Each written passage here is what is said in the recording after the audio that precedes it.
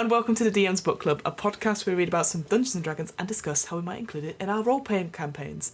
Folks, it has been a trek, it has been a journey, but today I went out of my house. Into the real world. I went into the real world, I battled through tubes, I battled through various slow walkers, because they're everywhere, they're back in London now. And I went to that game shop, and as I went in, I saw it. Beautiful, bold.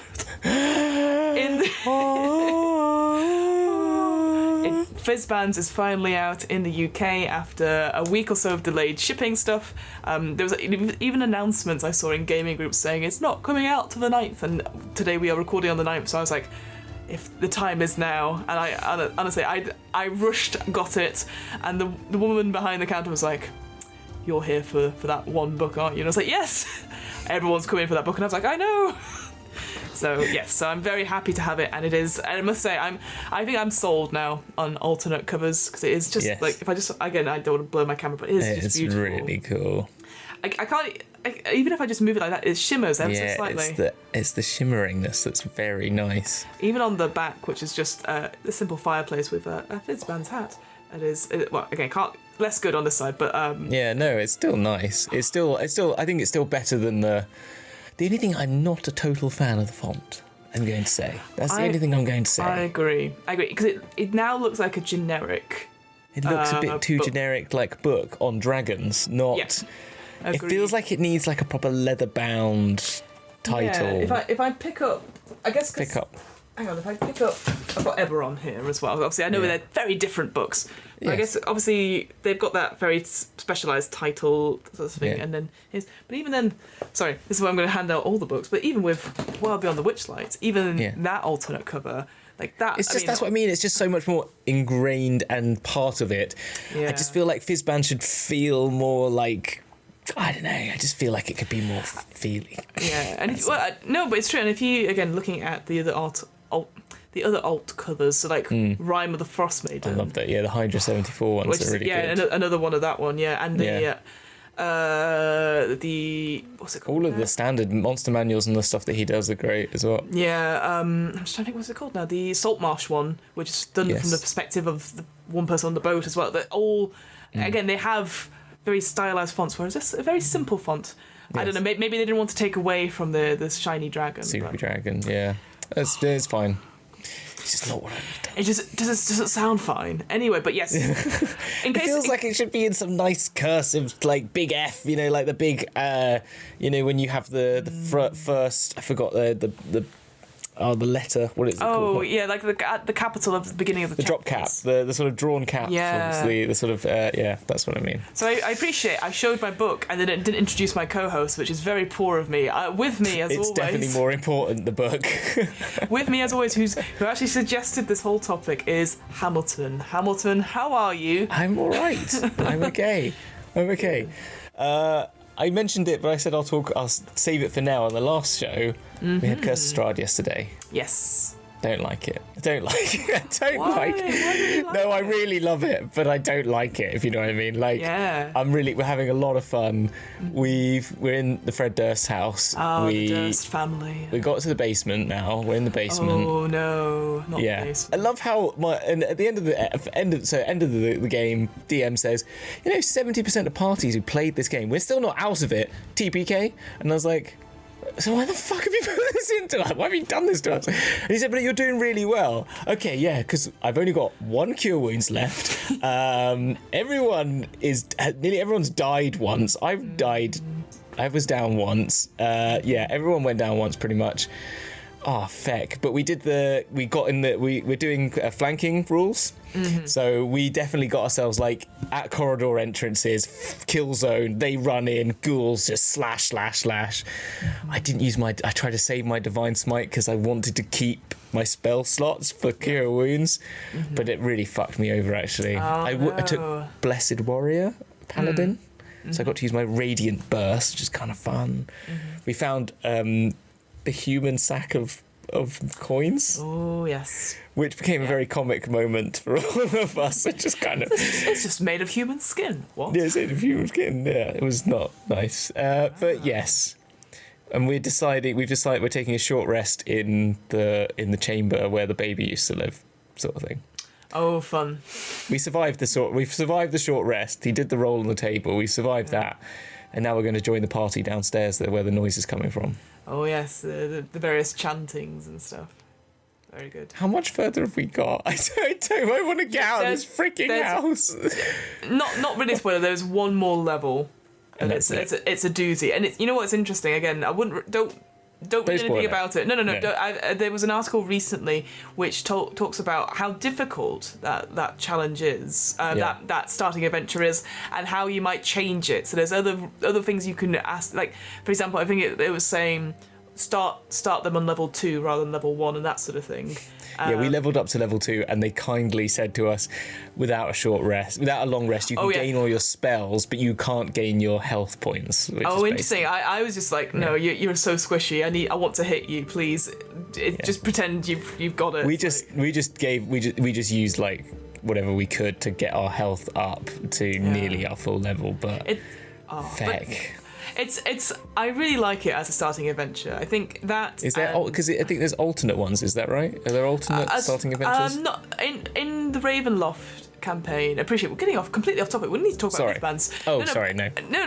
We can cut this if you want. No. I will talk about Strahd forever, as you know. But so it's a good one to like. Hey, here's a haunted house to get you through levels 1 to 3. But you can go into anywhere in Ravenloft. You can start in Barovia. You can start in one of the other villages because it's just it's a domain of dread. So you could cross into the mists and just appear wherever. Well, that's what we've we've come from the real world. Yeah. I want to say somewhere. I can't remember. Somewhere that supposedly had werewolves. I don't know if you made it up. I don't know. But we then crossed. In the mist came after us and we ran into the house, sort of thing. Yeah. Oh, yeah. Ye old-fashioned mists are following you. It follows. Yeah. But yeah, there's. I think it's quite. I like it as a starting adventure, but once you're out, there are some. I've got no armor. I've got no armor. Well, that's not my problem. I'm a paladin. Literally, that's all I've got is armor. Like, I've got 10 AC right now. You'll be able to get some at some point. Yeah, one of the fighters got the armor. Anyway, whatever. Whatever. I'm not pissed off. Well, I'm glad you're enjoying Curse of Strahd. No, I am enjoying it. Yes, we're here to talk about Fizban. Sorry, I shouldn't. No, at all. So this episode, we are going to talk about our first impressions of Fizban, and I'm sure we will like Wild Beyond the Witchlight. I'm sure we'll come back to it. Obviously, Wild Beyond the Witchlight is quite popular just now. There's tons of stuff about Feywild. We've just done an episode on Domains of Delight. We've done one on Feywild Companion, by Splinterverse, who have also, I will say, even though we're not reviewing it this episode, they've also brought out their own Fizban's accompaniment document. So, worth checking out, absolutely. They kindly sent it to us, and I'm sure at some point we'll have a look through and recommend stuff as well. But today we're going to talk about Fizban's Treasury of Dragons. Of Dragons, yeah. So, I guess, Hamilton. Yes. Who is? I'm here. Who is Fizban? Who is Fizban? Who is Fizban? Fizban! Sorry. Fizban! This is always going to be how it is to be said. Yeah. Fizban's is a dragon in human form. Yeah. So massive spoilers because I didn't realise that until I read that just before we started. And so I was like, oh. Yeah. It completely blindsided me. But that was pretty cool. Yeah, it is. From the Dragonlance novels series. And as it will talk in this, dragons like to get in human form, go and just check out what's going on in the world, keep an eye on things, be aware, and that's what Fizban was. I don't know if still alive. I don't know if they're still alive or not. I don't in the stories. But which dragon is he though? Oh, he's Bahamut. Yeah. Yeah, he's the main one. Yeah, which completely, again, blindsided me because I was like, wait, what? Because obviously it talks about Bahamut in the third person, this book, and then it goes, and then there's like one little line saying, obviously, with Fizban's being Bahamut in disguise, and I was like, what? But it's very cool. I'm going to switch to the art that we've got on there. So there you go, see the art there. And that's Fizban. That's Fizban. Yeah. And he wrote this book. That's about dragons. And another great book. I will say, look, if you again, I'm sure it shows it on D&D Beyond as well. But looking at the pages themselves, and it again, this is my little inside insight, which is like for anyone who's watching me. But essentially, the person, the here's art. a picture of Fizban. Oh, go for it. But like the graphic designer, so Trish Yocum, who I interviewed for Dragon Plus a little while ago.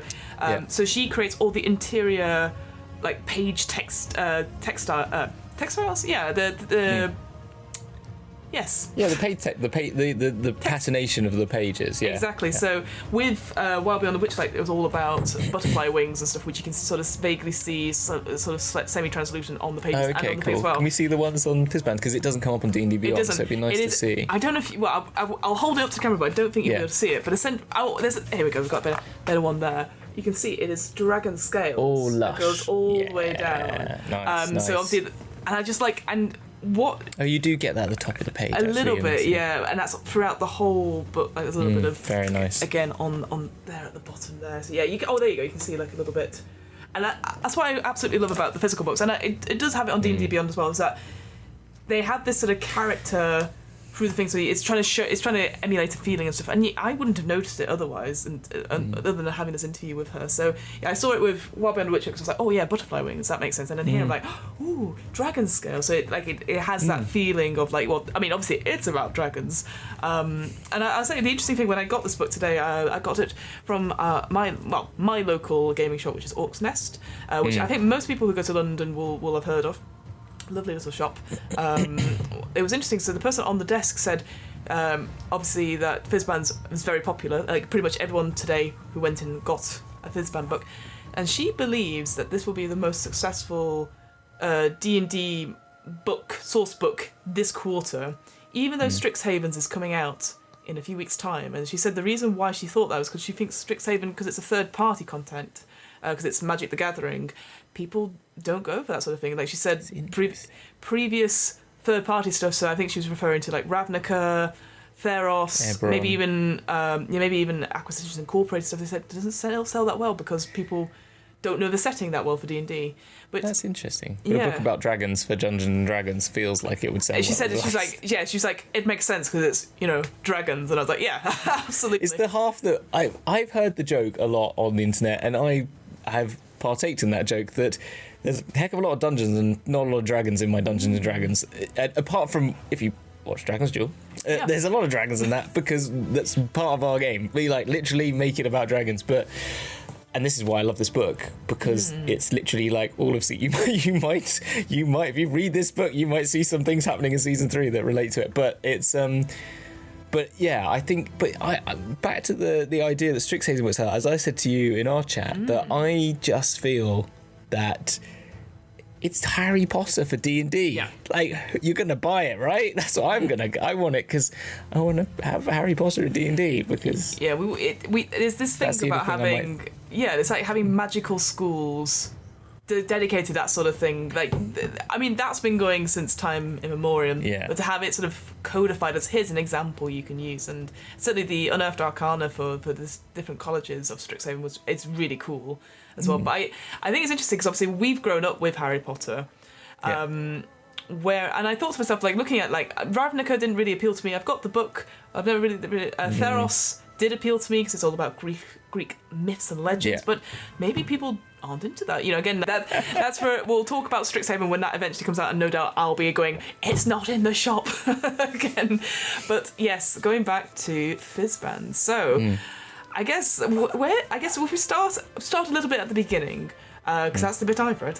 So it's I think it's an interesting book because, and the last couple of source books, maybe it's just me in Dungeons and Dragons, a lot of these books, they're not meant for players per se. They're meant for DMs. They're meant for people running games and stuff. And then the first 2 chapters of this, I think there's a mixture of players and DMs, and then the rest of it is DMs. So the first 2 chapters are about character creation. They're just sort of codifying the different draconic races that came out in Unearthed Arcana. Yep. And then the Dragon Magic, which also came out in the Unearthed Arcana as well, about these sort of new spells that you can put in. And I think they're great looking at it. So yeah, just having a quick look at I'll go to the chapter 1, character creation. Whilst I'll get my notes up as well.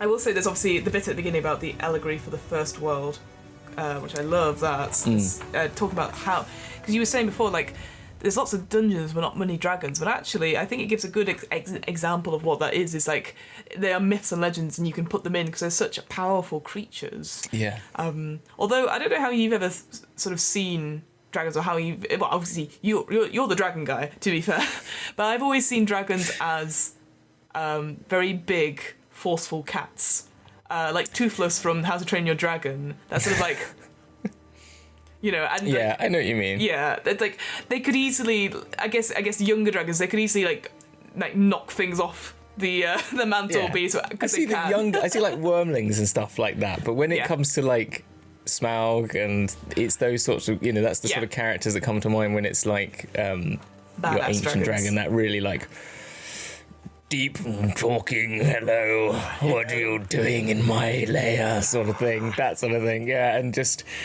covetous and miserly, you know, Scrooge McDuck sort of. Oh my god, you know, amazing. Yeah.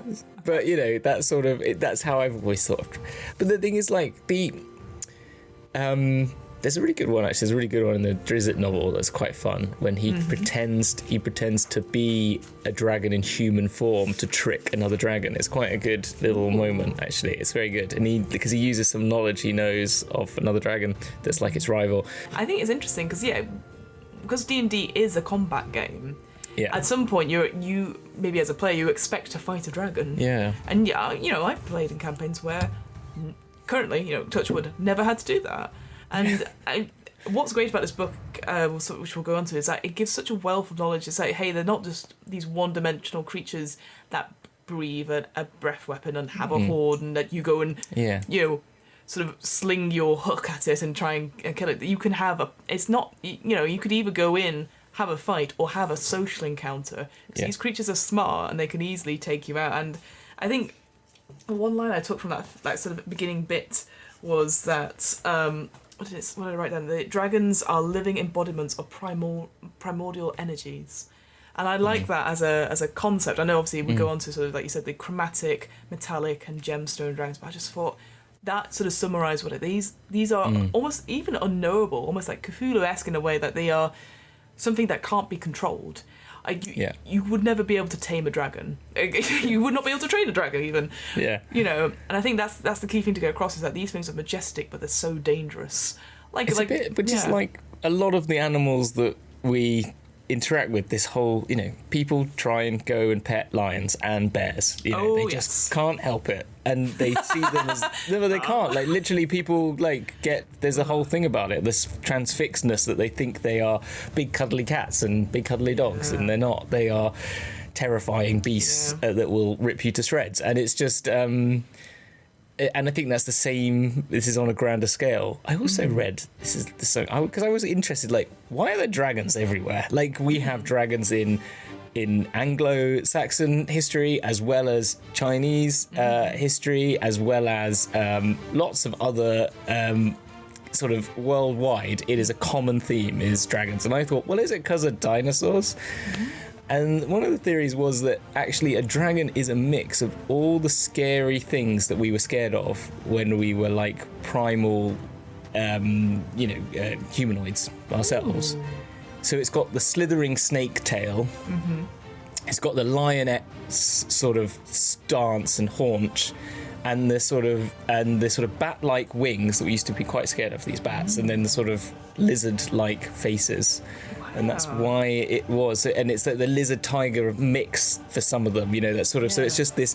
The thing is, they take on and embody all our fears in some ways. It's a bestial fears, that is, as in like that were sort of attacking us. So they're sort of an ultimate beast. That's how they're kind of created.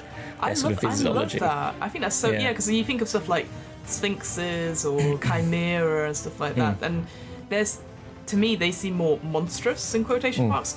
But I love that idea. And like you said, there's the different depictions of dragons, obviously, like you sort of mentioned Anglo-Saxon, but Chinese dragons and that mythology, like they're so cool. Because when we did an episode on dragons way back in the early days of DM's book club, and I believe gold dragons were based on and Asian stuff is so these very long, almost like I can't remember the creature's name now, but the dream dragon from the Neverending Story. Yes. Falcorn. Yes. But obviously with the Asian influences of like the long beard and all that sort of thing. I was just like, that's again for me. That obviously that's not my take on a dragon, but I was like, I want to put that in my games.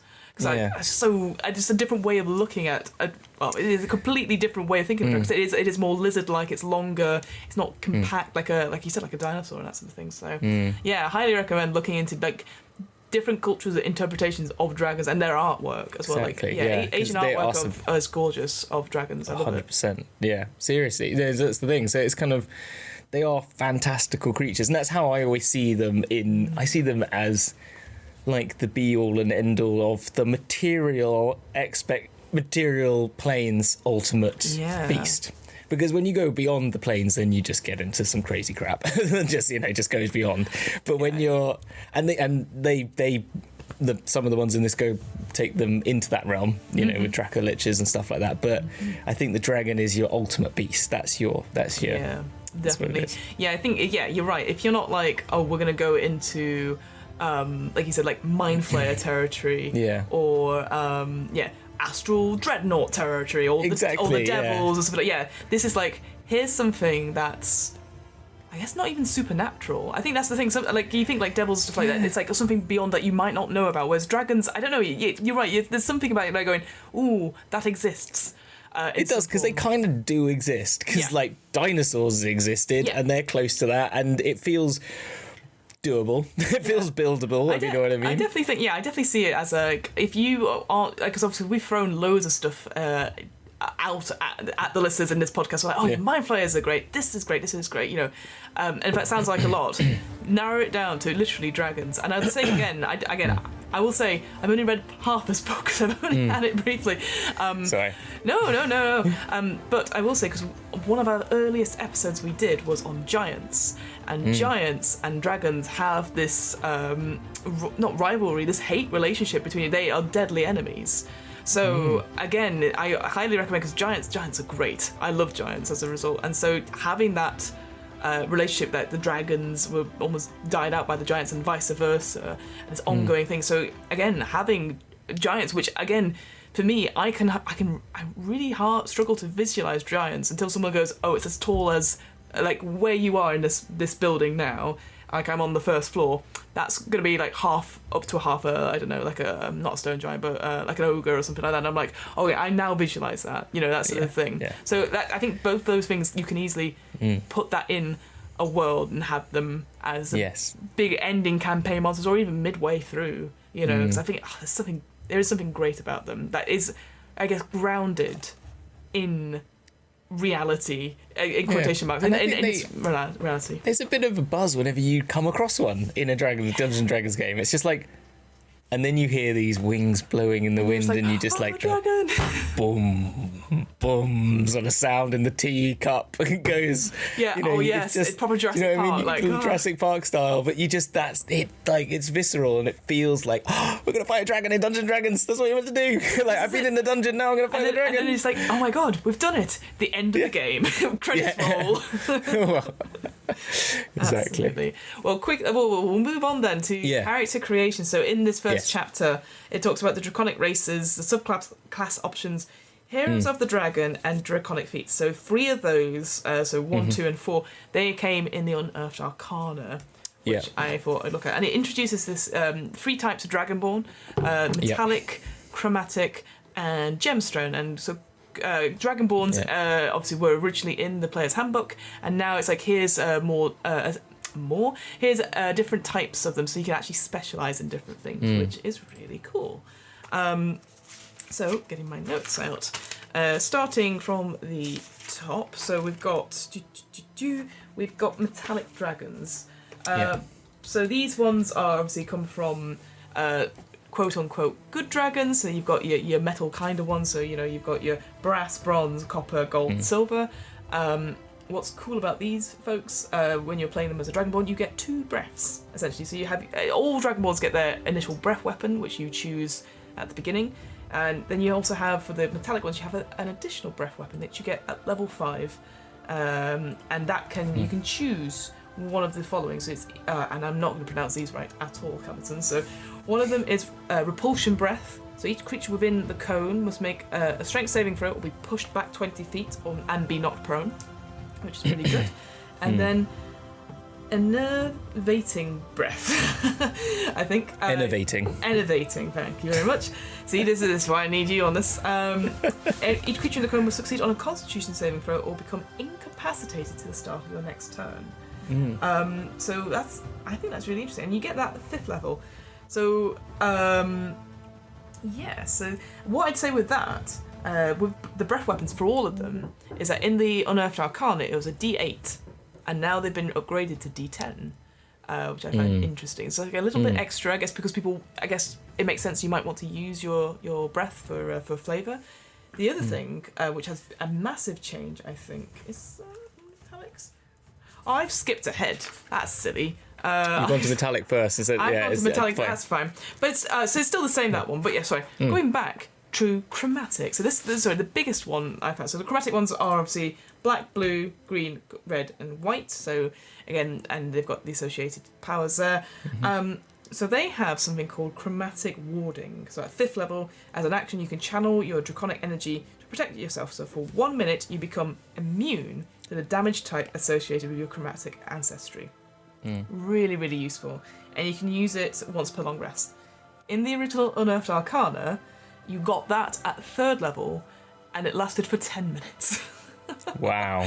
Could you imagine? Well, I don't know. I mean, how many combats go beyond 10 rounds? I think, in my head, this definitely felt like an environmental, you have to get through the volcano ASAP. And so then that's what I mean. So then that makes it more useful, I guess. But I guess maybe not. But maybe it is too OP. I think 3rd level's too low. But I think 5th level, 10 minutes. Fine. 10 minutes. I think I'd be happy with 10 minutes. Yeah. But 1 minute's fine. I mean, I get it. But I think, if you are literally Dragonborn and you are blowing fire out your mouth, it feels like you should be able to run through some fire. I feel like you should. It doesn't really say. Oh, you do have resistance. You have draconic resistance to the type that associated with you. So if you are a red Dragonborn, you will be resistant to fire. Yeah. But then immune to fire. I know, but that's what I kind of feel. Oh, maybe but I feel like. 10, I'm surprised. Like I thought 10 minutes would stay actually, but I agree. Like getting up to 5th level makes sense. But it gone down to 1 minute, and I was like, that's a big shame. Going on to gem dragons, and when I was talking about these ones before, I mean the image of them is gorgeous. The one thing I think I've told you this before. The one thing I despise so much is being able to fly, which makes total sense. You for said dragons. this so many times, but they don't get to fly they only get to fly for a minute. They do in the original. I think it was the same. I can't remember. But Probably yeah, but again, and I think it was earlier on they got it in the Unearthed Arcana. But level 5, you get spectral wings that last for a minute. And you can fly around and stuff, so that's quite good. You hate flying. I know how much you hate flying. It's hilarious. But I think you obviously draconic resistance, psionic mind, so you can send telepathic messages, which is always useful. Also, the damage types are good because force damage is OP every time. You know, and if you're going to be going into Ravenloft, having radiant damage is always useful. So. Just saying, right? Yes. So with the gem ancestry here, so you've got amethyst, which is force, crystal, which is radiant, emerald, which is psychic, sapphire, which is thunder, and topaz, which is necrotic. I can't remember. Topaz isn't. What colour is topaz? I don't know. No. I don't know my gems very well. I don't know, because I thought topaz was like a pinky colour. I'm gonna. This is bad on my front as well, because I think. No, topaz isn't my birthstone. I can't remember off the top of my head. Topaz. Sapphire's mine. Oh, is it? Okay. Yeah. Thunder. Oh, topaz is sort of a. Hang on, let me go onto the Wikipedia. Is it green? Page. I don't. Oh, now it's now I've got an image of. No, it's like an ambery type colour. Okay. On thing. Anyway, so yeah, I would assume it would be green as well because necrotic, or a darker black perhaps. But anyway, but yeah. So overall, they're all pretty much as as the Unearthed Arcana. The only real difference is that the damage for the breath weapons have gone up, which is pretty good, I think. Because I would want to. It doesn't feel.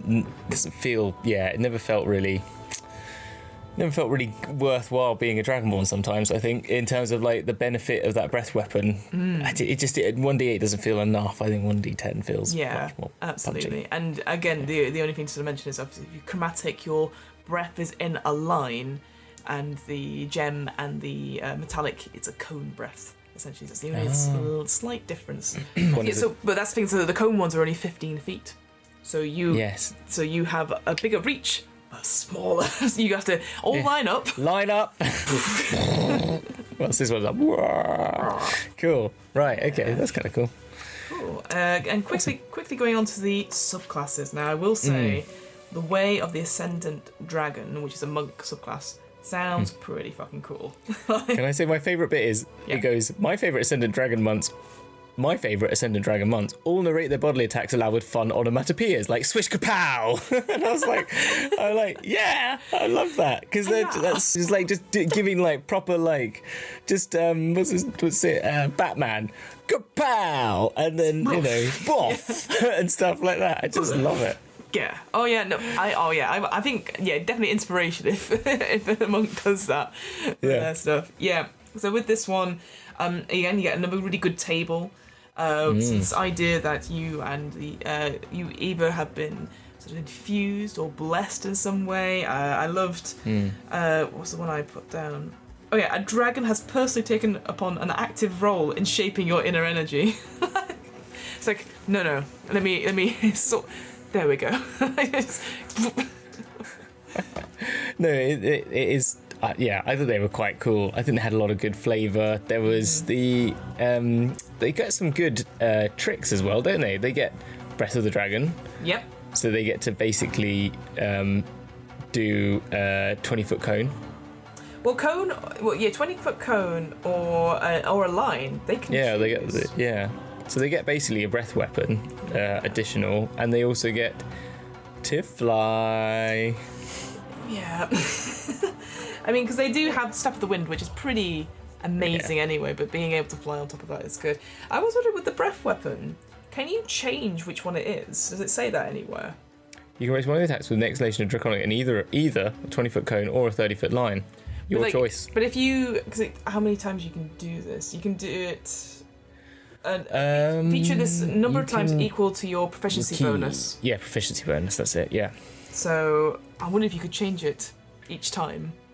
Or you have to pick one. You could spend 2 key points to use this feature again as well. Yeah, so that's pretty good. You could just use it on every attack, so that's pretty good. It's pretty good. It's pretty good. And yeah, like you said, later on as well, you can get Augment Breath, which means you can change the shape and power of it, so it becomes either a 60-foot cone or a 90-feet line. So you can even you're running away? Brah. Yeah, you're just on. You've got a top of a staircase, and they're all running up at you. Just there you go. Yeah. I also like with the aspect of the worm. So this is a level 11 feature. You get Frightful Presence as well. Yeah, I like that. I kind of flavour that you sort of your face changes into some sort of dragon shape. Like whoa, really you go for like a real draconic look. I think that could be quite cool. That because. Frightful Presence is definitely one of the big things I remember. Obviously, you got dragons that can fly, and they've got breath weapon. But yeah, Frightful Presence, because that's scary because the save is so high. So to make you as a player have that is pretty, that's pretty badass. It is pretty cool. Do you want to talk about then the Drake Warden then as a subclass? Yes, the Drake Warden is cool. So it's basically Beastmaster but focused, if you know what I mean. That's how I see it, right? Yeah. That's what it is. It's Beastmaster focus on dragons. So you get speak draconic. That's sort of your first, but you get to bond with a drake. Yes. Which is creates a connection of dragonkind, granting you understanding and powering you presence that gain the following business. So you get a drake companion. Mm-hmm. As an action, you can magically summon the drake that is bound to you. It appears in an unoccupied space of your choice within 30 feet. It's friendly and it acts just like all other companions, really. But it's friendly. it has a stat. It's friendly. It has a stat block, and you can use it like your companion. Small dragon, yes. Yeah, it's basically a small dragon, but it gets cooler because you get at 7th level, you can mount it, but it can't fly. Yep. Which I kind of think is like, what's the point in mounting a dragon if you can't fly it? But whatever. Yes, I get it. It's like in my head at that point, it's like a little bearded dragon that gets a little bit bigger. So then I mean, what a cool way to enter town, like on the back of a dragon. But it gets a bit more. You get to. It gains resistance to damage type chosen for the draconic essence as well, so you gain some benefits like that. So if its cone is being thrown around, you don't get in as much trouble. And then you can also exhale some breath at 11th level, and then you can fly at 15th level, which I think is a fair level to fly at. I think 10th level probably would be a fair level to fly at. But yeah, it becomes, and they grow in size, so it gets more damage, and you get more resistance, and that's basically it. Really, it's a very cool ranger because it's got a dragon added to it, and that's all that rangers really needed, it seems. But that's the thing. Like we were talking before about, like I'm going to say his name wrong, Minsk and Boo, and obviously in the was it the Order of Bahamut? Yes. The other person in that, whose name has escaped me just now, so she has obviously a dragon, and I think she's got a bow in the image. I can't remember off the top of my head. But that's the thing. As a ranger, you could have like with a bow, but then flying on a bloody dragon. And you're like, this is the coolest you've ever looked. Pretty much. Any range attacks. That's how I see it for me. Like, having the ability to fly. That's nothing to do with a magic item you're wearing or having a concentration spell on you. Yeah. Or you're not having. It's not your action per se. It's another creature's action. That's always very, very helpful, I think. And having a dragon on that front is really cool. And just looking at it, like you said, you can choose what essence it is. From acid, cold, fire, lightning, poison. I think the one I wouldn't choose is poison. Just because I know at later levels, everyone's resistant to poison. Yeah, you are right. It's a bit like fire as well, is that a lot of things are resistant to fire, generally, isn't it? That's kind of right, isn't it? Having a cold or lightning one would be pretty... I'd like that. That'd be pretty cool. Or going for one of the gem ones, like Radiant and Necrotic, which is always useful, I think, depending on where you are. Like... if you're in an undead world, you want Radiant. Radiant! Yeah, exactly. Absolutely. Just to quickly go on then to Heroes of the Dragon. Yeah. A very small section. It just talks about basically having ties with, ways to tie in. So if you're a sorcerer who has draconic magics as your origin source, or if you want to give more of a background. And this is something I'm going to bring into when we talk about the role-playing dragons thing. As you and I both know, wizards love their tables. No problem with that. I just feel some of these sections are lacking a little bit and they rely too much on tables, and I wouldn't mind a bit more writing just to flesh it out a tiny bit. Yeah, I'm with you. I mean, as you said, it is for GMs who also, that's part of the game, isn't it? I guess in some respects, that sort of, that gives us little things and then we write the additional bit. But I do agree. I think it is something that, as you said, lacks sometimes quite a bit in Wizards books, is that it would be nice just to have some really more good examples of things. I think it's interesting. So obviously you and I, when we run our game stuff, we do rely heavily, I guess, on the storytelling aspects and the role play aspects, and not every GM or DM is comfortable with that, and I again respect that. But I think having a big section on how do you role play villains, how do you roleplay dragons, and it's a little bit more detailed. So, well, here's some stuff you can do. Have you thought about this? And there's like always books and improv and stuff, which you're like, here's some character stuff. If you have a bit more character stuff in that'd be cool. So like obviously here it talks about ties with your character to draconic stuff, and I also like looking at always are really good, and they say which class they can be tied to. I do quite like number 9, which says, I recently discovered a person I love and trusted was a dragon in disguise. And I like, mother? Mother! That's when the quadruple take can come in. Yeah, exactly.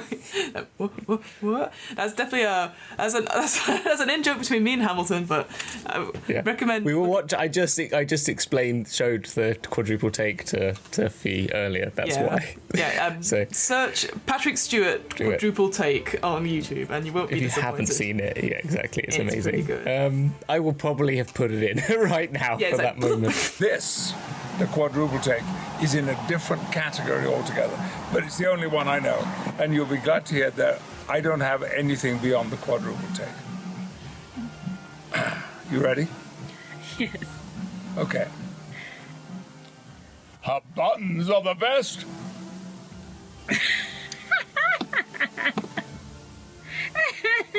But yeah, no, they are great, and I mean, yeah, I'm totally up for this idea. I mean, we visited the mausoleum of Crenepsis, which comes up a couple of times, but they never put it in here. You know what I mean? Like, they never really talk. Like, Crenepsis is super cool, and actually, there's so much lore around Crenepsis as a dragon. Did you know about Crenepsis much? I don't. Please. Well, sorry. Let me rephrase that. I know everything about it, but for the viewers and listeners at home, what do you explain to them? So yeah, Crenepsis, and they mention it goes like lives on the Outlands, and they've become immortal, and in some this thing it does talk about like different realities have different religious theories on the dragons, and some dragons are higher up and lower up. Like this doesn't even talk about EO and AO at all, which are even supposedly in my mind I've always had EO and AO are the higher sort of god dragons, the super god dragons, and then Tiamat and Bahamut are the more like physical manifestations of each of them. But anyway, and I've always had that Crenepsis is seen as it says in this, seen as the god of fate, but is not. It's just a dragon who's been able to find because it talks about dragons being able to find the consciousnesses of themselves on all the planes. They have a thing called dragonsight, which is the ability to see. So there's true sight, and then dragonsight is being able to see your realities. So all the realities of your, because these dragons are always expressed on every single plane. Even if that isn't actually in a draconic form. In some, because they might appear as a lizard or a dragonborn or something. But and so some of those have been able with the heightened dragon sight to not only gain more power, but also to sort of, some of them have gone around destroying their other existences to get themselves more powerful. Again, if folks have seen Loki season 1, obviously, I can't remember what he's called at the end, but it's similar sort of thing where there's these. They're described as echoes, aren't they? Echoes of these dragons in different places, and they are again later on when creating dragons, you can create their echoes, and they are the same but not the same, and all that sort of thing. And I think that's so cool to customize how you see dragons and stuff, because I'm always a big fan of like, here's some examples that you can just take and use, but also make your own, but also here's some ways you can customize it, because I think the more stuff like that, the better, because you're not limited. Maybe people are overwhelmed by choice perhaps, but then I think I always go, that interests me, I'm gonna go off and make my own thing from that, using that as a springboard.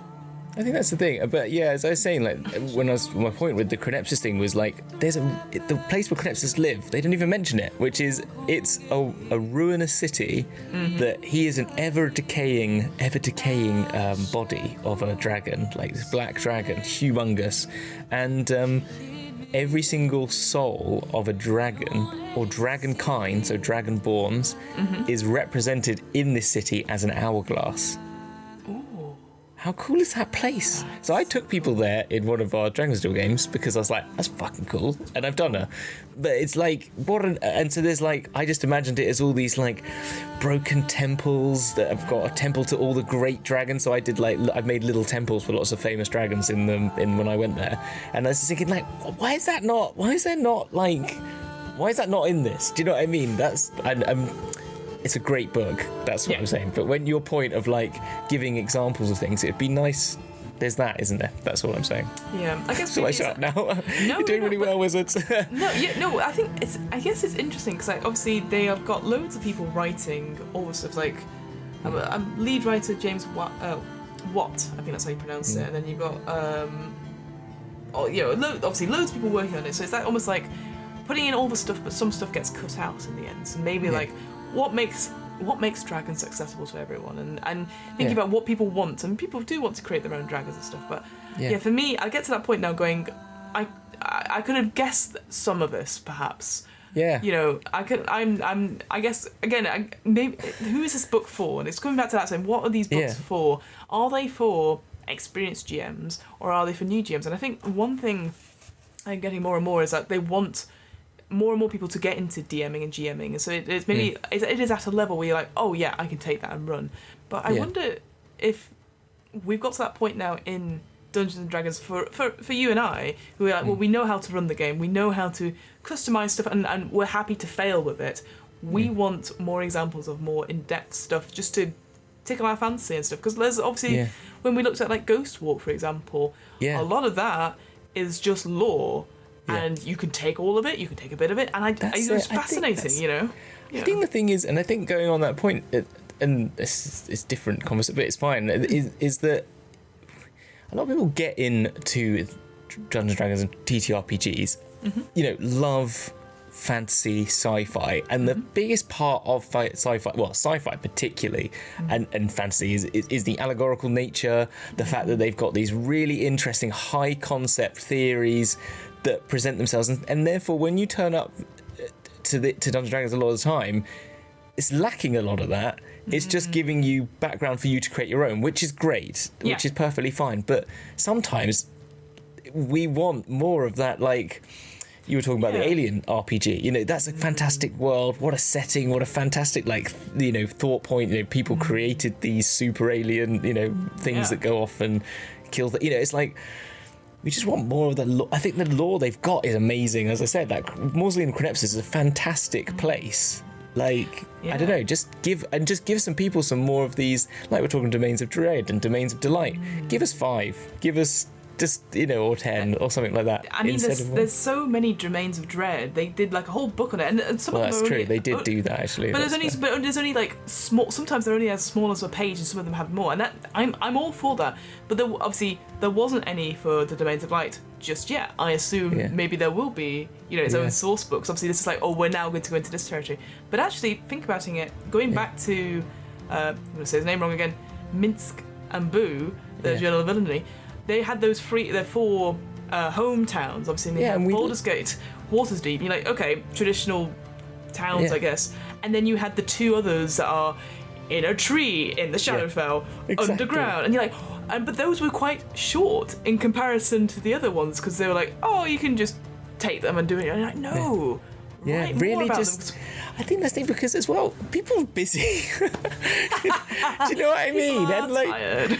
No, but I think that, but it's not just that, but it's also just like, it's just, they've got fantastic writers. Write, give us more and we will, I think we will consume it. Yeah, exactly. Because I love those cities, even the ones that were on the land, like Ashtkala, which had that sort of its case system with the sort of with the very the highly, different metals, yeah, exactly, and it being, and it's a very gauche, nasty city, but it had so much depth to it that you're just like, well, I want to go there and have people hate it. It's kind of great, and I don't know. I mean, like a Sword Coast Adventurer guide, which I don't know if you've read a bit of. I've read bits of it, and that's been interesting because that obviously has a potted history of all sorts of stuff around the Sword Coast, but it's written from different points of view, as if it's 5 different people in it. Yeah. So like the bit about Candlekeep is from an elf ranger who's been in there and stuff like that, and that's all fine, but I guess because they were like, it's about their personal view, and I'm like, I prefer just like a bit more of a objective, like here's the things you could do. Like the great thing with the Minsk and Boo one was like, here's the population, it's about 80% humans, but like anything like that, like a quick cheat sheet, and then lots of stuff in the it. Critical Role ones. Yeah, Critical Role again, fantastic. Like, and and everyone had a little adventure. Everyone had that's actually a bloody good one. The Tal'Dorei setting and the Wildemount one. Here's cities. Here's who lives there. Here's the key functions and what it has. Yeah, and that's a great book if you're looking for it's inspiration finders. That's it. Because that's it. Yeah. Also, not all GMs. some of us are more interested in creating fantastic homebrew items. Some of us are interested in making homebrew monsters and aren't interested in, and then some love making their own lands and their own places. But it's trying to, I think, yeah, as you said, we've gone on a major tangent on this, but it's back to the Planescape point in the DM's Guild that Shadowfell is that big. Yeah, and you're like tiny. As a result. There's like Shadowkai, and they do a little bit on the Shadowkai in Modern Kynans and stuff like that. But you got to find that. I don't know. Yeah. I mean, to finish off this segment, I completely agree. I think it's that sort of thing where there's, as DMs, we find different ways of doing it, and of course, the DM's Guild is there. But that's very true. The wizards don't have to do it. You could do your own, and people have done their own. So I mean, it's that sort of thing where we go, something is lacking. Therefore, we should go do something about it, which I think that's the thing, like the Gehenna one I said last week. I was like, I want Gehenna, I want the Walking City, and but I haven't got the time, but I want to do it. You don't have the time, but people have put it up there. So I'm sure people have. It is that sort of thing just to look it up. But I think going back to Fizban, I think, and I think I have mentioned it before on a podcast, whether it's my own, I can't remember, but some people obviously buy books to run games from. And some people just buy books to read. Oh, and, and I think that's the thing. These books obviously are made for people who play and run Dungeons & Dragons, and less so for people who read about it. So I think that's the key distinction here. So whilst we think, we're like, oh, this would be great if this was in there, I'm sure other people would agree, and then they've put stuff on DMs. So I think it's give or take, but obviously... No, it is, and I think to clarify, it is a really good book, and it's got lots of great stuff. It's just that... That could be another chapter. And then, I agree. Like, looking at, like, Dragon's magic, again, very similar to the Unearthed Arcana, pretty much bit for bit, essentially. Yeah. And using famous dragons. The only one I wanted to really point out is, again, a dragon I can't pronounce. It's the Ralothin Psychic Lance. So I remembered last time when I talked about this. So essentially, you unleash a shimmering lance of psychic power from your forehead at a creature that you can see within range. Alternatively, you can utter a creature's name. If the target is within range, so 120 feet, it becomes the spell's target even if you can't see it, so it gains no advantage from cover or anything like that. And then it says, if the named target isn't within range, the lance dissipates without effect. In the Unearthed Arcana, there's a second part to that last sentence, which said, the lance disappears without effect, and the spell slot is not wasted. That's a level 4, so you could just be going around shouting people's names and hope, like, almost like Marco Polo. I love that. Marco Polo. Dave. Anne. Dave. Yeah, shouting it. So that has been taken out. I remember having a good chuckle about that because it's a 7. It was, I think it was like 10d6 psychic damage in the thing. It's now 7d6 psychic damage and is incapacitated at the start of your next turn if it takes it. So can you imagine not wasting your spell slot if it doesn't hit? It's only a level 4, but still that's still a lot of damage, and that incapacitated could be really things. But that made me laugh that they had actually taken that second part out. That's very good. Awesome. That's very cool. Well, I'm going to say that they've been clearly watching Dragon's Duel because they've put in Draconic Transformation. Yes. As a spell, because I needed it and they didn't have it, so I just had to make up some crazy ritual that Caraptus came up with. But yeah, Draconic Transformation. There you go. You can do it. You can become a dragon. For only a minute, though, is not great. But then you just got True Polymorph if you really wanted to really go for it. To go through it, absolutely. But yeah, that's very cool. There's also, the other one I liked was Nethair's Mischief, just because I like the name. Yes, Nethair's Mischief. I think I wrote something about that one as well. You can fill a 20-foot cube with a Fey Draconic magic, roll the mischievous surge table to determine the magical effect produced. And it's like, the smell of apple pie fills the air, and each creature in the cube must succeed in a wisdom saving throw or become charmed by you. And this bouquet of flowers appears all around, and each creature must succeed in a dexterity saving throw or be blinded. As the flowers spray water in their faces. Yeah, this is exactly the same from Unearthed Arcana. So you're like, again, brilliant, but also because it's that sort of debuffy type thing. Yeah. As a level 2 as well. That's quite a nice one to get as well. And I love that. That's again Mischief tables. It's very similar. when this episode goes out, it's been a couple of weeks, but recently released on DM's Book Club a bonus episode with my friend Greg, who we talked about Dungeon Crawl Classic. I always get it the wrong way around. And that is interesting because when you cast spells, I think I told you this before, you roll a d20. Every spell is is a roll, essentially. The higher you get, the more successful it is, to the point of it being too successful. So like if you're spider climb, you and the party grow spider legs, that sort of thing. But you do a lot of rolling to customize everything about it, and that like it's everything is completely random as a result. So that's taking it to the extreme. So that's why I quite like seeing that in spells like that. Going, oh, it's a D4. See what you get as a surge for the spell. Actually, I like that unpredictability, because you don't know what you're gonna do. I'm gonna cast a spell. I'm gonna hope for the best. Am I gonna charm them? I'm gonna blind them. You know, it's gonna be one of them. It's gonna be one of them. Yeah. Are they gonna become incapacitated? You know, or all that sort of thing. Or is it going to be difficult terrain? You know, and you don't know. So I quite like that as a spell. I think it's really cool. It's good. It is good. There's a little bit of wild magic for you if you need it, sort of thing, which is quite good. Components: a piece of crust from an apple pie. Yeah. Shall I tell you some of my favourite magic items, though? Yes, go on then. Tell me something.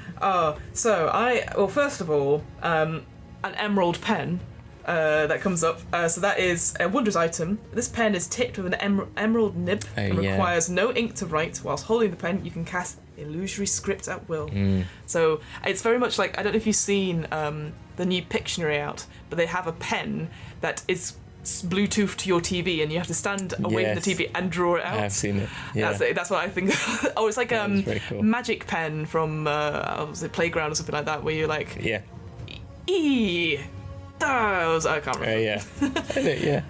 Yeah. Oh, magic. Yes, that's brought me back. Sorry. There were other good ones. I like the gold canary figurine of wondrous power. I know. Again, very obviously Baphomet is surrounded by golden dragons, and there's an image later on where he's surrounded by like 7 gold canaries. So I assume that's where that's from. But this idea that it's just a fuck off massive canary. Yeah, it's a massive canary, and then you can use it when you can while you're missing half or more hit points. You can speak a different command word, and it becomes an adult gold dragon for up to 1 hour. But then you cannot use this again for 1 year has passed. That's kind of cool. So this is kind of like your, all right, I think we're dying. Break out the dragon. Get the dragon out! Yeah, crush the canary. Just like smash the canary to the ground and Pokemon style it. This massive gold dragon. It's very much like Digimon, isn't it? Where they're like, no, final form. Yeah, exactly. Yeah, level up. Whoop, whoop, whoop, whoop, whoop. I love that. I quite liked. I actually like the Topaz Annihilator. So this is the first time I've seen a magical musket weapon. So essentially, it is. It's a musket, but in lieu of any ammunition, it holds a glowing scale from a topaz at its heart. So in my head, it's like, as a musket, but it's sort of just almost like as a sight, perhaps, just there. And it has a normal range of 100 to 300 feet. Two-handed, deals 2d6 necrotic damage on a hit.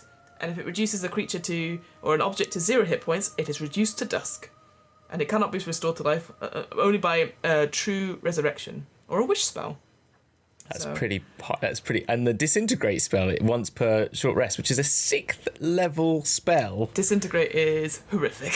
Horrific. Yeah. 10d6 plus 40. Yeah. Force damage. It's fucking brutal. Don't be on the wrong side of that. Definitely not. Jeez. Yeah. What I find funny is it does 2d6 on just a hit, but then you can just disintegrate as I don't know. It's kind of funny, really. I was like, how injured do they look? Great. Get out. Yeah, exactly. Well, I mean, max 100 damage. I mean, I really want to find that Topaz Annihilator right now in my Stride game. Weapon, firearm, legendary requires attunement, obviously. But yeah, very, very cool. And obviously there's other ones as well. Platinum Scarf, which again I think is a great role-playing flavoursome one. So beautiful scarf made of sturdy cloth and covered in platinum-coloured scales. So there's I think it's called the way I see it is like the robe of many things, which is like what I imagine is like a dressing gown, but with like schoolboy or like Girl Scout patches on, which you rip off when they become stuff. This is obviously just scales, and I think more stuff like that is what we need. And like you said, that idea of like what Fizban, that quote was saying, like I love it when the monks animate or narrate their moves. It's like I know he's not very favourable just now, but Chris Pratt, he always he got told off for going pew pew pew pew when he was shooting as Star-Lord in Guardians of the Galaxy. He was like pew pew pew pew pew. And like, no, you can't do that. We're filming. But yeah, going back to the platinum scarf, you've got basically three scales before it has to be recharged on the next dawn. A breath of life. So you take the scale, you pull it off. The scale disappears, and you and one creature you touch regains 10d4 hit points. Good. I mean, that's great. Like that's more than many. That's more than I can't remember. It's ultimate potion of healing, which is like 8d4. So that's pretty good. Platinum shield. So for an hour or until you dismiss it, the shield becomes +1. So the scale comes up, and again, pretty beautiful. And then radiant hammer. The scale becomes a magic light hammer, which you and another creature can use, and again, more radiant damage and stuff. But hey, that's free. For an action, three members of your party can get 10d4 healing. Just pulling it off your scarf. That's pretty. That is really good. That could be a proper lifesaver in a very hard battle. So yeah. Oh, I love that. No, it's really good. I think there's some pretty awesome. There's some really good ones in there. I don't think many GMs would be giving those out though. That's the only problem. That's the thing with these. You read them and go, yeah, but no one's going to give me that because that's so high powered. Can't find that in the bazaar. Yeah, exactly. You see a scarf someone's left behind on the table. Oh, what is it? Yeah, it's been left in lost property. Exactly. Yeah. That just makes me think of the importance of being earnest.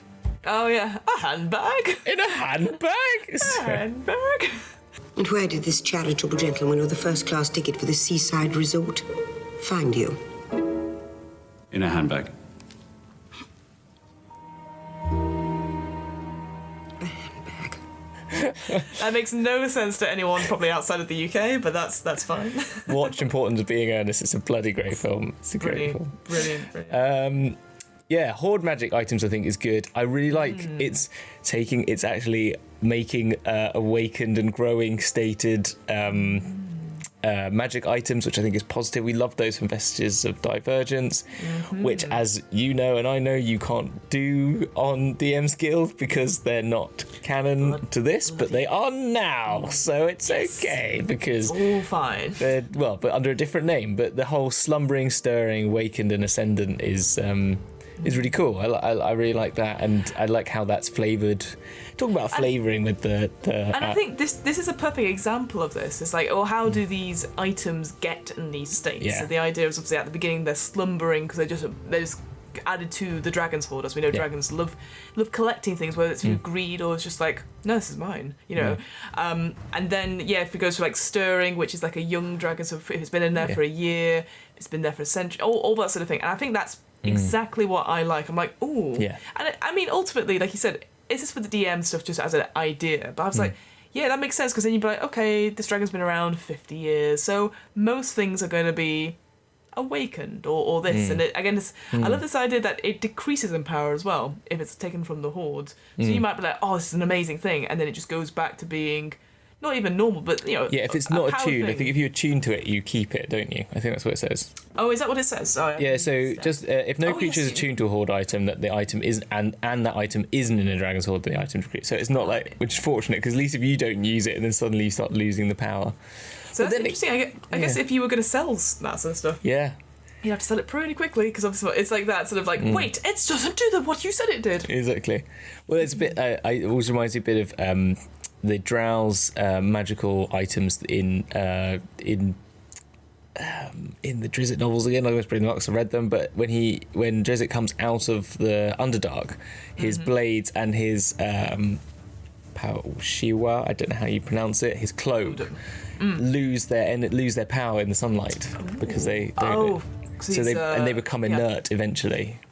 his blades, so they have a magical tendency which slowly decreases, and then the sort of shimmering cloak that sort of helps them, and his magic as well. He loses some of his magic because of being out in the sunlight. Which is just, I don't know, it's a similar sort of thing to that sort of power being held in a space, and maintaining that power is obviously loses it as you leave it. And what's good about this as well, because obviously we've done another, not necessarily obviously, I don't know why I keep saying that, but we have done an episode on magic items and like what just comes up in, not even a dragon's hoard, but you defeated a boss, what they got in their little hoard. What I like is that because you roll for stuff and sometimes it's like, oh, there's lots of art. You're like, well, that's just a flavour something. But what I like is that it goes down to going, okay, it's an ornament or it's a piece of artwork. Here's some flavourings that you can do and you can describe. And I think it's nice to set it out like, here is a vessel, so something that's drinking. Here is a focus. I think I quite like that.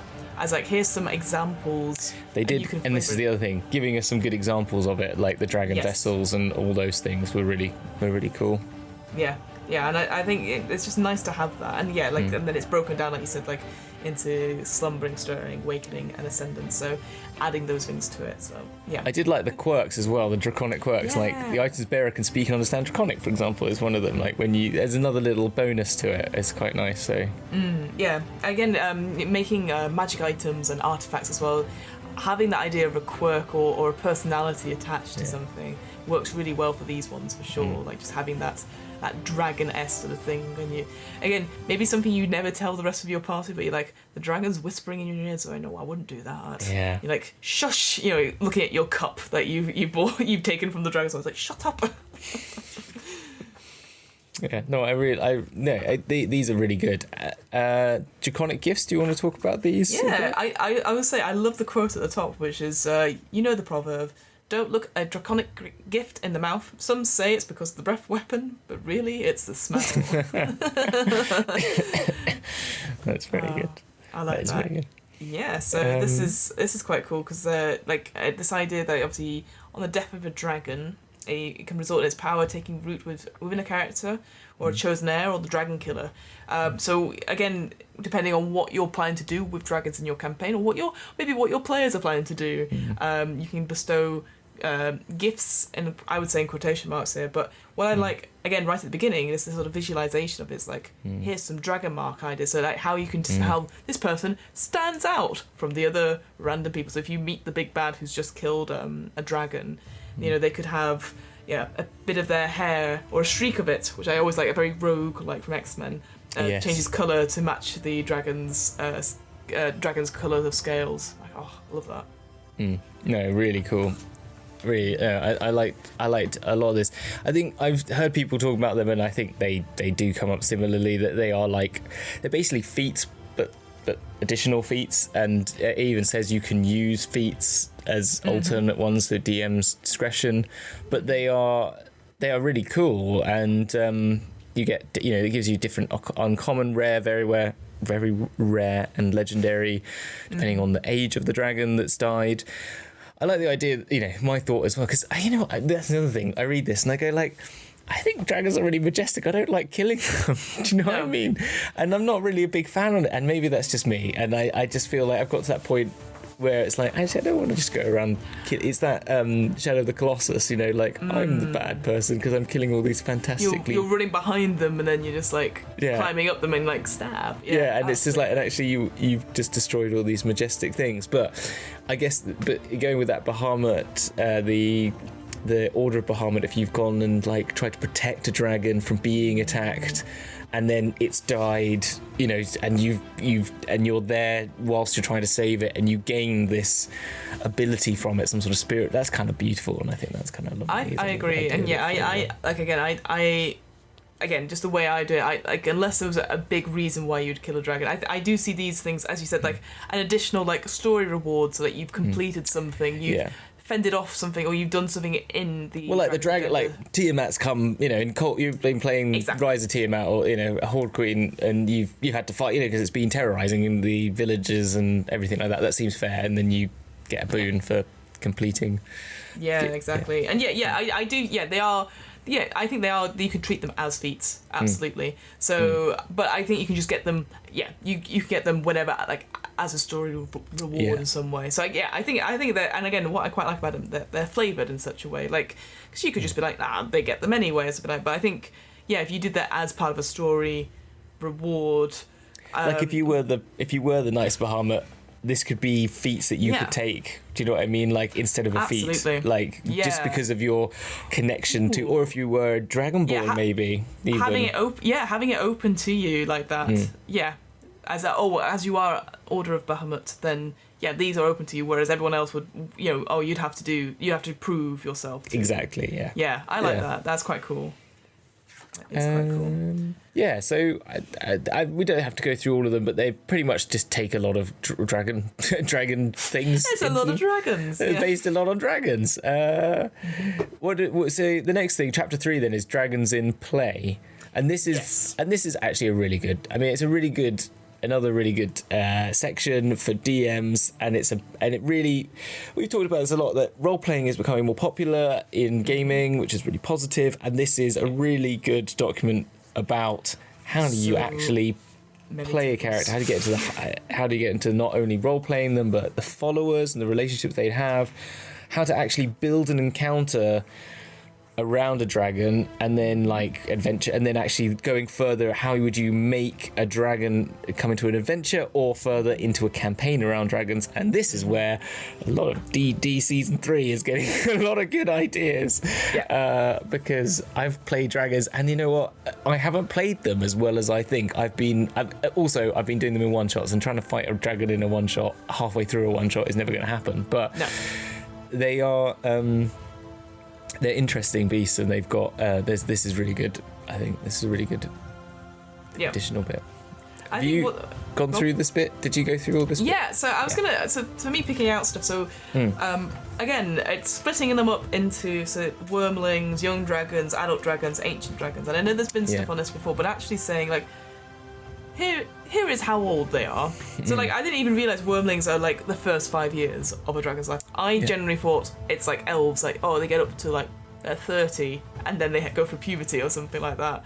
And then like young dragons are up to the first century, and then adult dragons are like 101 to 799, like that awkward in between stage, and then ancient dragons are 800 plus, and I think that's. I need that as a DM, because again, like, I think because there's section in the monster manual, it's in detail, because obviously it talks about chromatic versus metallic, but it doesn't talk about the lifespan or even the reproduction, which I wanted to talk about briefly, because again, Minsk and Boo talked about like, you can get a dragon's egg, here's what you do with it.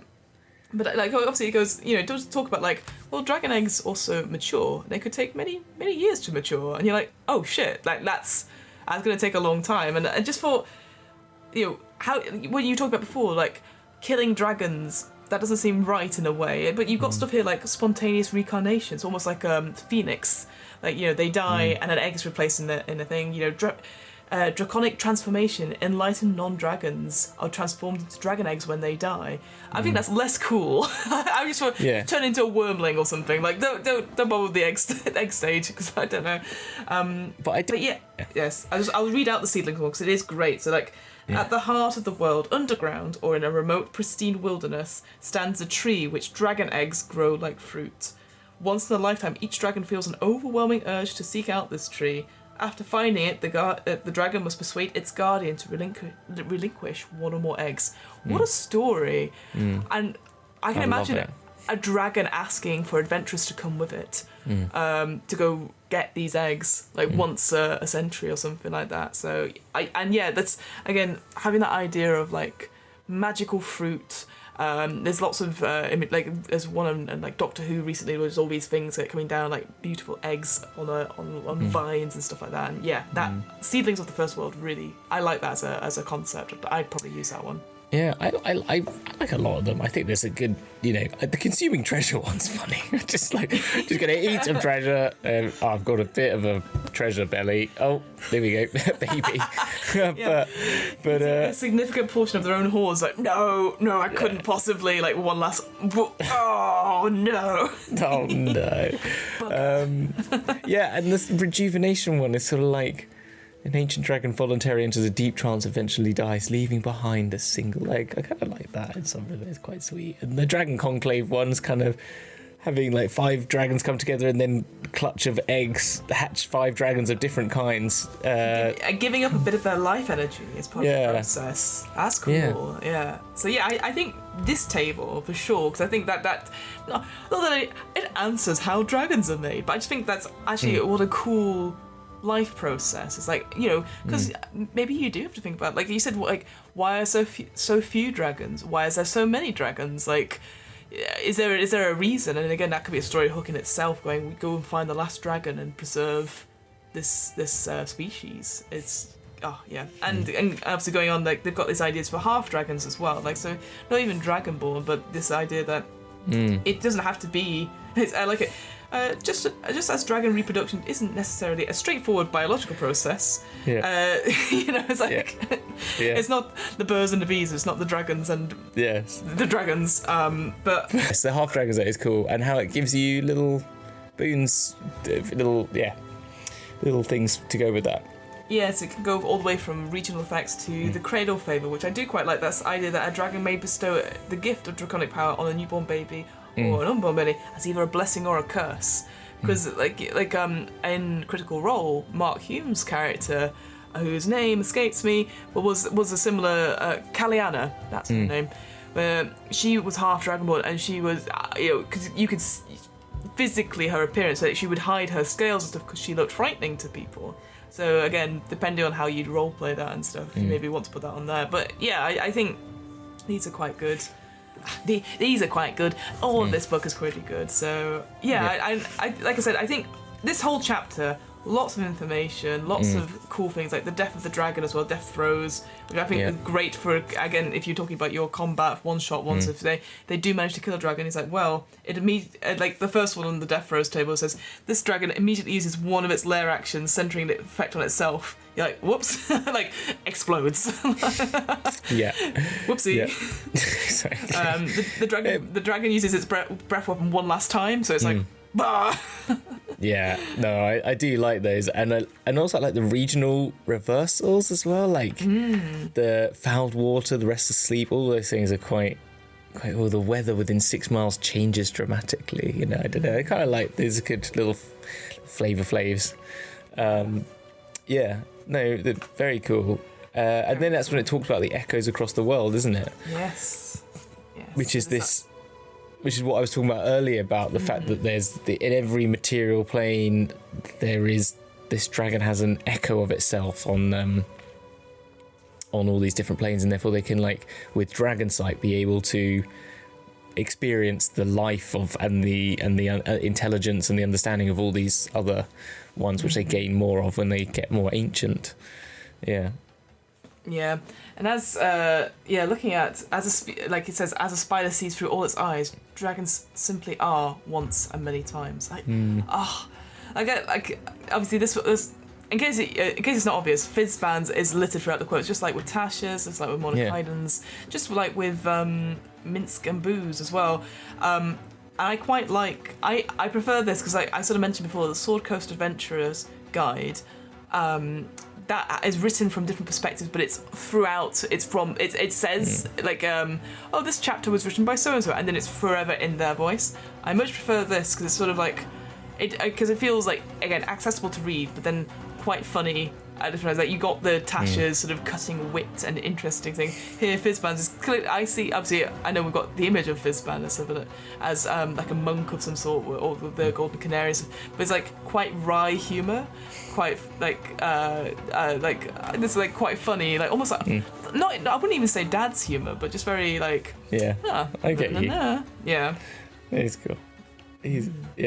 We then, this Gods and Religion talks a lot more about them, and that's where I was saying about it saying some of them aren't actually gods. It sort of implies a lot of that, but there's a lot more to that, which is in the Dungeon Master's Guide if you want to read up on that as well. But then it's got the dragon organizations like Cult of the Dragon, and it sort of says, there's gives you some adventure hooks for that, but they are, if you do Hoard of the Dragon Queen and Rise of Tiamat, that's that's all. There's much more of that in there, but they're an interesting lot. They wanted to make Dracoliches because they mistranslated everything. That's which is part of the whole Cult of the Dragons thing in that book. And then the Chamber, I thought I don't know much about Eberron, but they sounded quite interesting. This sort of prophetic sort of group of people trying to observe the potential futures using dragonsight and stuff like that. Yeah, because I seem to remember at the beginning it talked about the myths of Eberron, describing its involvement with dragons, having dragon above, dragon below, and then Eberron is the dragon in between. Which again, I quite like that they are created this microorganism of the multiverse through these sort of depths. Yeah. And I was just like, so was it Eberron is thus not actually a fragment of the first world, but rather a second generation derivative of that realm. So that idea that is, like you said, almost like an echo in some way. So I don't really know much about the Chamber either. I'm gonna have to. Yeah, I need to read more about Eberron. I guess it's just to understand it more. But what I read here sounded very interesting, and you could take that into your own campaign. This sort of prophetic, sort of like trying to understand time and maybe how that could work into your campaigns and stuff like that. Well, if you're watching Doctor Who just now, it's all about the flux and time being rewritten and broken and changed. It's So okay, just saying. They've been watching Marvel, have they? Everything. You know what? Again, spoilers if you've not seen the second episode. There is a bit at the end where the big bad is about to click their fingers for time to rush through someone, and it feels very Thanos. Really? It's like, oh no, someone's been watching Avengers Endgame. That's so cool. And obviously, like, again, I know we've been on this sort of a little while now, but looking at all this stuff about dragons as adventurers, I'm sure we'll have to go into much more detail. Really cool, really good. The encounters, you can have little good sort of followers that you can have, relationships to those minions. I like the dragons as people, as like they could be existing as a crime lord, or they could be existing in humanoid form as like just to keep so I quite like that as idea, a noble or a parental figure. Yeah, exactly. This sort of person in your campaign that you just assume, like in that one, someone you loved that turned out to be a dragon, but that's sort of like you're working for this crime boss, and then so suddenly you cross them or something like that, or you make the wrong choice and take, and then they just turn into a dragon or something like that. You're like, oh my god, it's their final form, just sort of out loud. Yeah. Obviously rushing a little ahead now, there's like the dragon encounters where it actually, I think this is very good, and I'm sure the older books do this as well, but I've just noticed this. It's that idea going, okay, is this encounter, it asks questions, it's like, is this encounter a goal or an obstacle? What is the goal of it? What is where is the thing? Is the encounter in the lair? If so, you need to count for that. Are they alone or little things like that, and then building it up from there. I think that's such a great way, and I know other books do that idea of let's break it down, rather like you want to do something and throw it in. That's cool. Let's think about the other bits around support to sort of do that scaffolding around. Yes. I think that is really good, and this is where we're saying it's a very GM heavy game book, isn't it, for this? And having done that Sunless Citadel adventure when I first returned back to D&D, that was the first one we did, and it's such a fun one. Trying to capture Calcrix was like the most. Come here. When we just got Meepo, we're just getting Meepo, like, you go and do it, Meepo, and stuff like that. Meepo, so again, spoilers Meepo the Brave. Sunless Citadel spoilers, but Meepo is a little Cobalt who has lost the Cobalt's mascot, which is this white wormling thing, which is you have to go rescue it. And Meepo the Brave, who's like, I will come. Like, you're like, He's dead. Dead Yeah, because we convinced him to go in the room on his own with him, but it worked. No, he survived. It was fine. It was good fun. I loved it. It's a good adventure. I recommend it. And also that does involve a red dragon as well, whose name is Ashaladon. Yes. Because that's it. Basically the Sun of the Citadel was up, and then Ashaladon came and just buried this whole thing. So good. Yeah, as the tiniest mention of that dragon, but I do remember because Sun of the Citadel is a really good. If you're not wanting to do Mines of Fandelver, Lost Mines of Fandelver, sorry, Sun of the Citadel is another really good starting one, because then you've got White Plume Mountain, which you've ran and I've been in. Yes, exactly. Yeah. I ran it for you. Yeah, no, but there's Sun of the Citadel. Yeah, and literally I played both of those before, but we started Sun of the Citadel and then went into a homebrew campaign, but it worked really well when we were coming back to it, and then a couple of other people were sort of new to the game, and it was a good. The only problem is it is a dungeon crawl, so if you're going, it is a dungeon crawl. Yeah, it is a bit of a crawl, so that's the only thing to just be aware of. It's 3 layers, isn't it? As well. Yeah, but I mean, to be fair, you are currently in Cursestrad, the Durst House, and that's several layers in itself, even though so.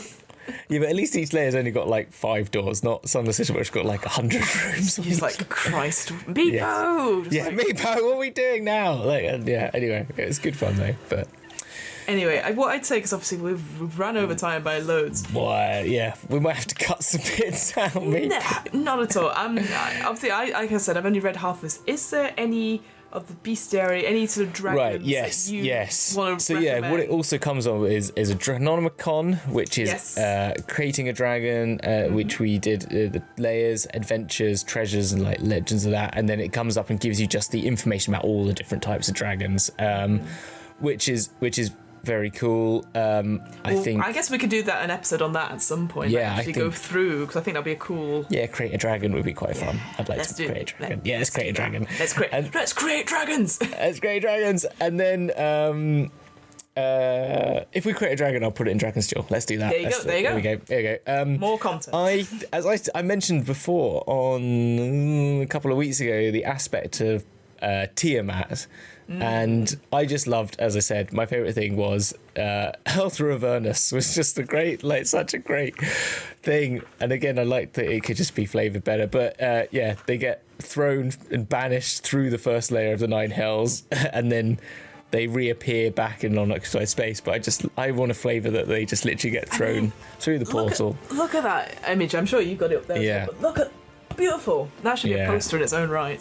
Seriously, Tiamat is awesome, and and there's the aspect about him as well. I mean, these are super high level. I mean, very cool, but it's only got one head.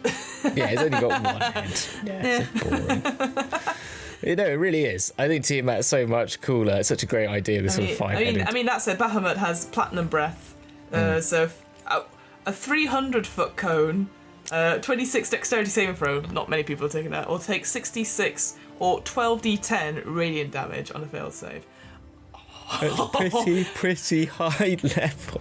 That's a challenge rating 30. Yeah, you'll be dead probably. And it has mythic actions, not legendary action. Not only legendary actions, but it has mythic actions, which is what they also have. Yeah, that's that. I've seen that before. Again, going back to our Monster Mash episode with how not to DM with Derek.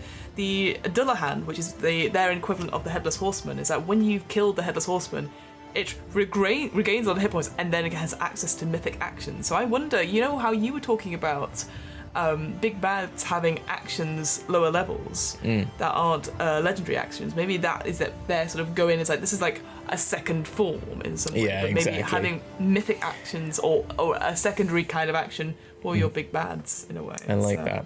Yeah, no, and it's good to sort of up that again, and also a chromatic great worm, which is basically like, as I said, the Chronepsis character, any of the Ashaladon, those sorts of like they've consumed more of their bodies, or they're doing other things to get themselves to be at a mythic level, and so you can just have any chromatic type that is a great worm, and that gets chromatic flare, where flares of elemental energy. So each 60-foot radius sphere centered on the great worm must succeed on DC 26 saving throw, or take 5d8 damage of a type determined by the colour of the dragon. But they're pretty pretty beastie. Pretty beastie animals, but those are the sort of and then I quite like you like the Hydra, didn't you as well? I think you said that. The Hydra Dragon, which is just essentially a Hydra, but obviously you have to roll for how many heads it regains that haven't been taken by radiant damage, I think. And I was like, yep, you better look out. Although I did just see, because it just turned up there, the Hoard Mimic is on 204, which has a great picture of like somebody, almost like Aladdin style. Yes. You're like, that is a mimic. That is so cool. I'll try and find that quickly. Go for the it. Hoard Mimic is H, and the Hoard Scarabs are cool as well. They're just pretty. I look, on the opposite page. Again, you will have a better image of that. Oh yeah, beautiful.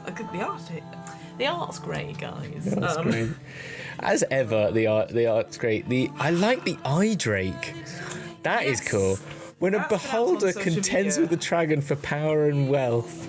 Yeah, I got it. Yup. Yeah, it gets completely obsesses and its dreams get so focused on it that it creates itself into a dragon beholder mix. It is freaky and I love it in that sense. I think it was such a cool idea and I was all for that.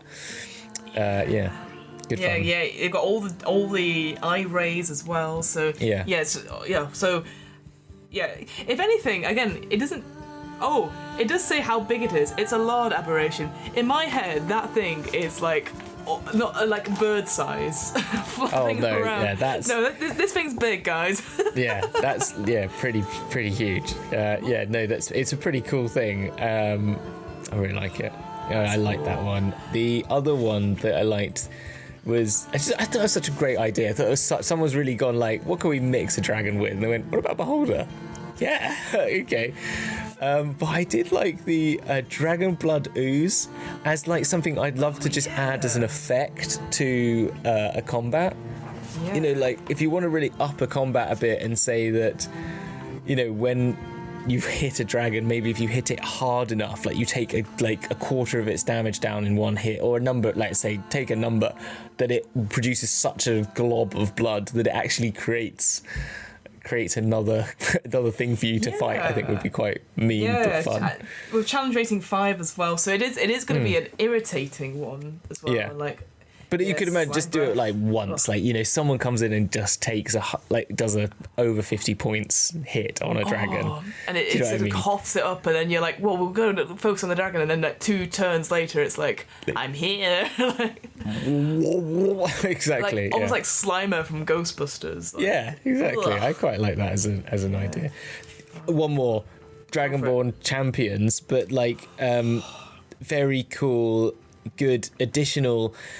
I was thinking, have you played Hoard? Have you played any of the Tyranny of Dragons games? Any of those I have not, campaigns? No. Because I've tried using their dragon cultists, and like they're quite good. The claw, the fang, and the wing, they're quite well done. But this is kind of like, I thought actually this is kind of gives some more interesting sort of like variants on what could be some sort of dragon related. Sort of like we were talking about the Bahamut, Order of Bahamut. These would be really like the Dragonborn of Bahamut. Use that as a sort of NPC character if you needed one for that and stuff like that. So it's just good, more sort of flavoured towards minor characters. That definitely, absolutely, and looking at them as well. So. And I mean, I know we've not really mentioned them, but the sort of head of the gem dragons, and I'm going to say their name wrong, is Sar Dior. I always think of it as like Dior as a fancy one, but and I know I've said this before on a different episode, but this idea at the beginning that the metallic dragons are good, chromatic dragons are bad, and then the gems are neutral.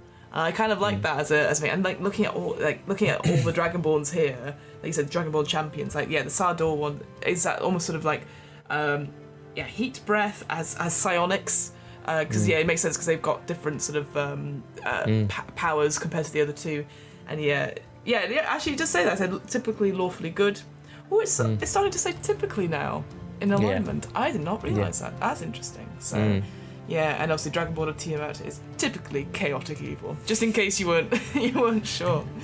But again, another good high-level character if you want that sort of dragon. You could make that not a Dragonborn, if you know what I mean. But you could make, if you wanted to flavour that just for someone who's been dragon touched or championed as a champion of Tiamat or something like that as well. As they it says called them, medium humanoid on it, so yeah, absolutely. You can flavour exactly. it So you could make them just an elf that has these abilities as well, sort of thing. The dragon flesh grafters as well were just quite. They're gross on the other page. Yeah, this horrible image. Which makes me think of Gene Stealers, but from Warhammer. But it's that sort of like. Yeah. I love the idea that you saying like medium. It is medium, unfortunately, but I love the idea of like a halfling or a gnome champion. Like, well, I mean, you can just change that. I think you can just change. I would with all these things, you can change them. I know. Yeah, that's what I. Yeah, so like literally, well, there is one in High Rollers, isn't there? When but he's a dragon sorcerer. I think that's how he's got it. But he's. I think so. Yeah. They flavour it. They fight a halfling who's like really called Clarence in their Clash of Spells game that they have in it. Yes. And he's like, hello, hello, I'm gonna fight you. Am I Master Lucius or something like that? And then he just starts like blowing out like dragon splash at them. It's quite funny. It's very well played. Oh. And one more piece of art that I want to show is the dragon turtle. Yes. Holy mackerel, that is big.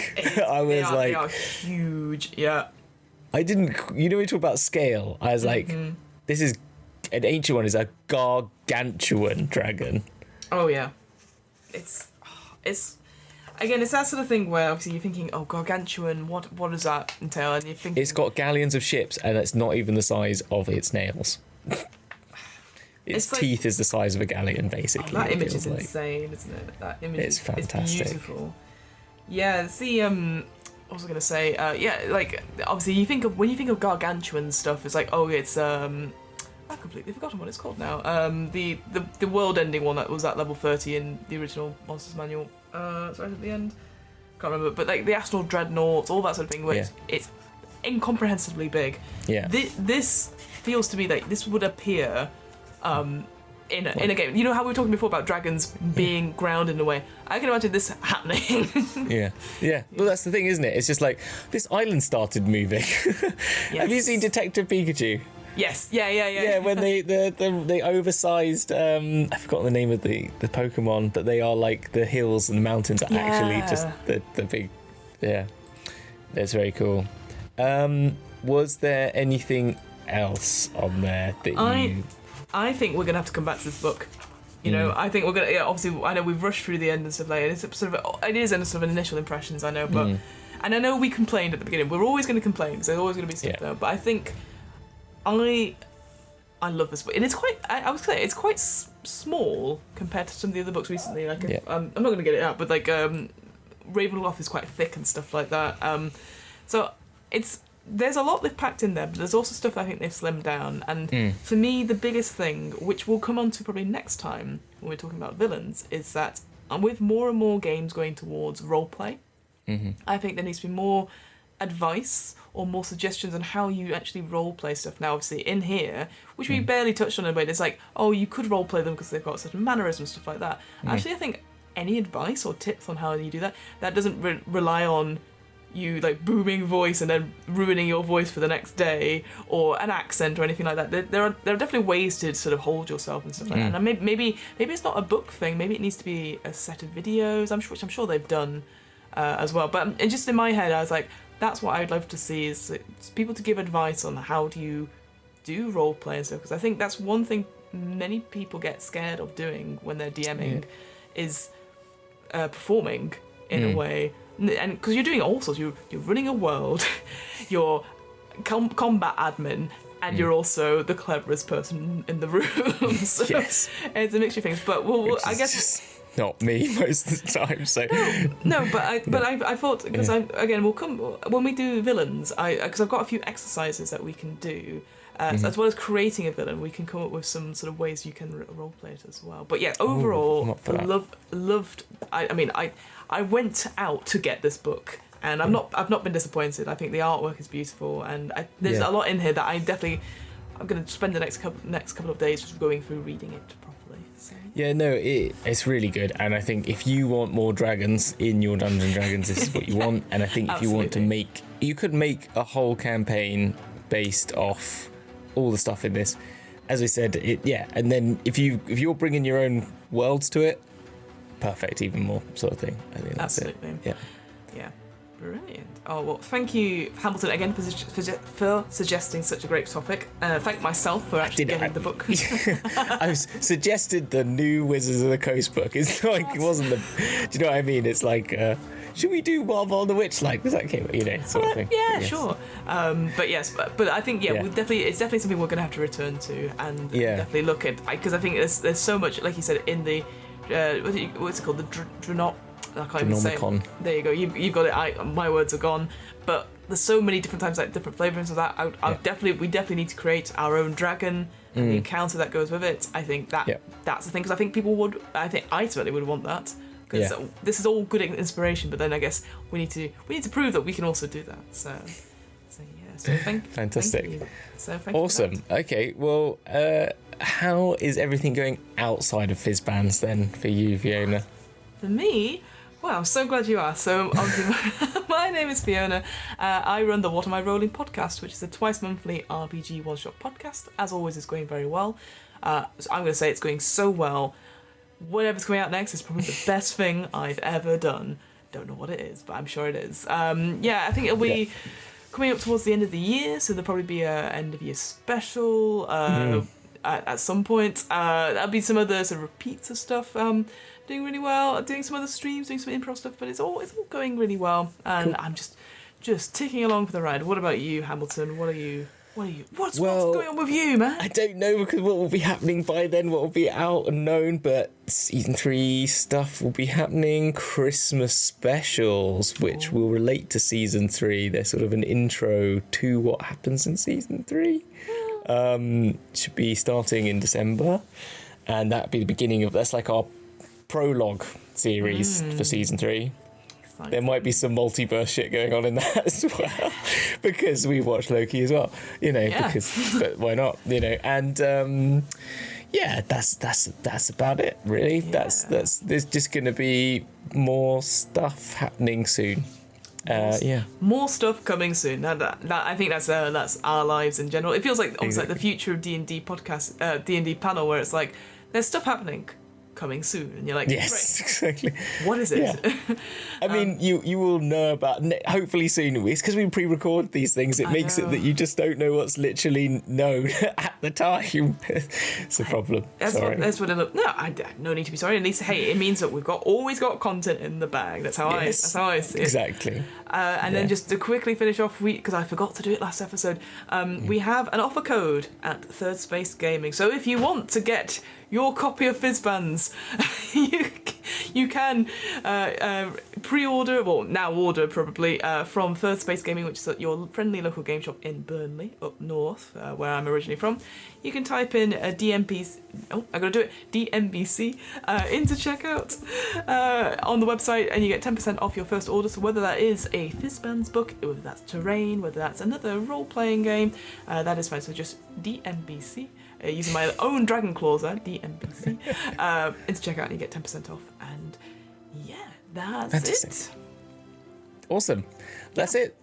With that, there is none else but to say than love you. Bye.